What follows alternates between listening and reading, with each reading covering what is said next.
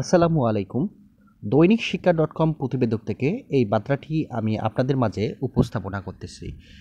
নারী কোটা থাকছে না প্রাথমিক শিক্ষক নিয়োগে। সরকারি প্রাইমারিতে সহকারী শিক্ষক পদে নিয়োগে নারী পোষ্য ও পুরুষ কোটা থাকছে না। আদালতের রায় অনুযায়ী কোটা থাকবে না মাত্র 7%, বাকি 93% নিয়োগে হবে মেধাভিত্তিতে। প্রস্তাবিত সরকারি প্রাথমিক বিদ্যালয়ে শিক্ষক নিয়োগ বিধিমালা 2025 এর খসড়া এমন বিধান থাকছে। খসড়া থেকে এসব তথ্য জানা গেছে। খসড়ায় কপি দৈনিক আমাদের বার্তার হাতে রয়েছে।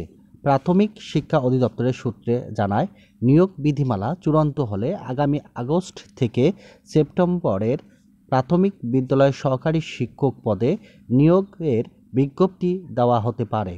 গত ডিসেম্বর পর্যন্ত সারা দেশে সহকারী শিক্ষকের নিয়োগযোগ্য শূন্য পদ 8,000-এর বেশি। বিজ্ঞপ্তি প্রকাশের সময় পদ সংখ্যা বাড়তে পারে। প্রস্তাবিত বিধিমালায় উচ্চ আদালতের রায়ের পর জনপ্রশাসন মন্ত্রণালয়ের প্রজ্ঞাপন অনুযায়ী 7% কোটা ব্যবস্থা অনুসরণের প্রস্তাব করা হয়েছে।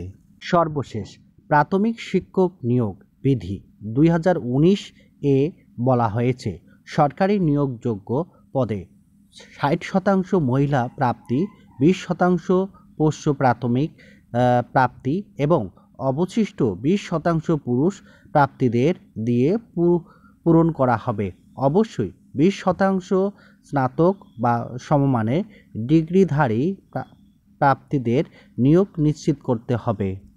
অন্তর্বর্তী সরকারের প্রাথমিক ও গণশিক্ষা মন্ত্রণালয়ের উপদেষ্টা অধ্যাপক ডক্টর বিধান রঞ্জন রায় পোদ্দার বলেন, প্রাথমিক শিক্ষক নিয়োগে বিধিমালা সংশোধন হচ্ছে।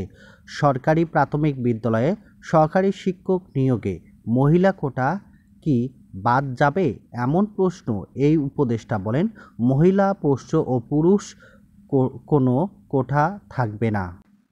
বেইসের সর্বশেষ বার্ষিক প্রতিবেদন অনুযায়ী দেশের সরকারি প্রাথমিক বিদ্যালয়ে রয়েছে 65,565টি। এসব বিদ্যালয়ে প্রাথমিক শিক্ষার্থী রয়েছে 1,71,62,365 জন। শিক্ষক আছে 3,62,709 জন।